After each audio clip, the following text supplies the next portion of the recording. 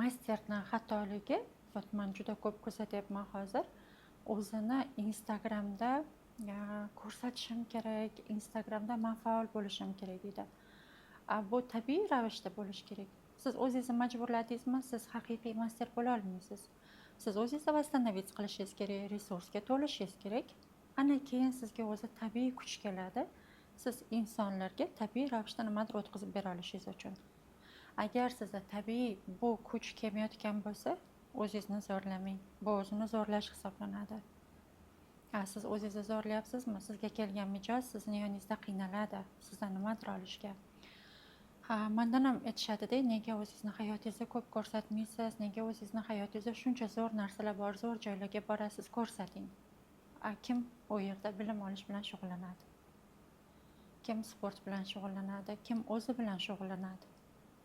Men o'zimda, ichimda resurs bormi? Demak, men uni hamma joyga socha olaman va bera olaman. Bu narsa tabiiy paydo bo'lmagungacha va sifatli joylashmagungacha men shoshilmayman berishga. Men aytgan bo'lardim, hurmatli masterlar, menga ko'p savol beryapsizlar.